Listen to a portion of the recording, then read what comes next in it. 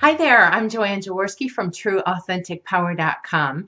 And the reason I wanted to do this video today is because one of the things that I hear as a success coach, people talk about all the time, or you hear it kind of in periphery of what people are thinking out there, is that energy and subconscious mind has nothing to do with your business goals. And I want to tell you, as a serious business person and past accelerator at sales, it has everything to do with your business. So I think when people hear the word energy or subconscious mind, they automatically go into, what is it? Must be woo woo. Oh, watch out. I got to ring the bells. I got to burn the incense. I got to do all those things that you hear about energy. From my perspective, if you're not using your energy in the right way, it's probably working against you. And that goes for business, that goes for love, that goes for relationships, that goes for anything. And I want to take the woo-woo out of that belief of, energy work is woo-woo, because I don't ring any bells, I don't burn incense, but I sure do use my subconscious mind and my energy to open up channels, to open up business.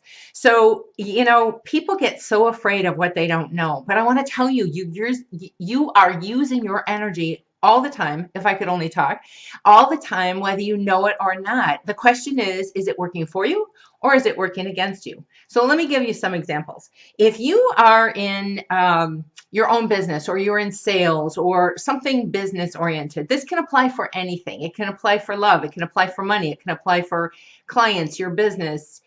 It can apply for anything. I just want to reiterate that. But if you are not getting what you want, there's something there that energetically or subconsciously is doing one of these, saying, don't go there. It's not safe. It's not okay. It's not going to bring you what you want. And I hear that resistance to energy or subconscious work all the time. When I was in sales, I have always tried to be my authentic self as best I could with the limiting beliefs that I got from other people. But, I always kind of went off the beaten path. I didn't do things the way everybody else did. When I was in sales, it was very big to, go and travel and see clients all the time. But I hated traveling for that. It's not that I hated traveling. I just didn't like traveling for business.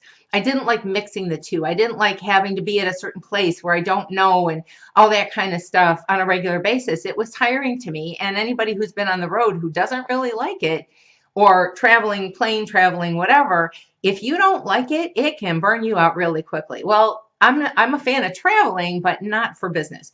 Everybody told me, you've got to get in front of the client. You got to wine them and dine them. You got to visit them. I didn't want to do that. So I started opening up with the intention of how do I want it to look? What do I want to do instead? How do I want to have this be effective for me? I learned very quickly how to use my voice, how to use phone skills, how to use all those things that people told me you can't do, that you've got to be in front of them. You've got to, all that. I didn't believe in that. I didn't believe in it. But if other people who have the belief did believe in that, that's what they'd have to do. So if you have money beliefs that it can't come easily, if you have subconscious beliefs of easy come, easy go, if you have money beliefs in scarcity, if you have had that modeling from parents, teachers, coaches, whatever, and you're still hitting walls, it's not lining up for you. There's something you've got to pay attention to that's the right combo for you. I may hate doing a job that you love doing. Fine, then you've got to figure out how to make that work for you, and vice versa. I have to do that for me too. But this whole myth about, energy work is woo-woo, and I couldn't meditate. I'm not a quiet kind of meditator, although I do get very meditative when I'm walking through woods, or, you got to find the combination that works for you. But here's the message I want to leave you with. If you think energy work is woo-woo, if you think getting to subconscious roots is woo-woo, I'm telling you, you are missing a huge tool. Huge. Listen to me when I tell you, huge tool that can work for you. I transformed the kind of clients I drew to me. I transformed the combination of how I wanted my life to work, the freedom I wanted to have. You can do the same, and it can be in any area of your life. Here's the second thing I want to tell you. I'm very big on myths these days, apparently. The second thing I want to tell you is if you don't learn how to use tools to work with what you want before something big happens that pulls you off the tracks, pulls you off the mark, that can stymie you and knock you for a loop for years on end. I've seen that with illness where everything was going along fine and then something hit and they didn't know how to navigate. What are the roots underneath that? What's the meaning underneath that? What is that trying to teach me? Maybe you're working too hard and you need to pull back. I'm talking even a simple cold. There are reasons why things happen. What if you are going along and you have a bucket load of trauma in your family? That's what happened to me. And I didn't know how to use my energy back then. I knew how to be successful in sales. I knew how to be a top producer. In fact, I was a top producer for one of the companies with 5 sales reps. I was the #1 producer and I sold 50% of what the company made. I knew how to do sales, but I didn't know how to navigate through things that would pull me off track. When things happened around me, oh my goodness, if I had only had a technique like tapping, EFT tapping, to get me back on track or to at least work through things as I was going through them so that they wouldn't build up, so that they wouldn't anchor me, so that they wouldn't pull me so far off kilter that it took me years to get back on track.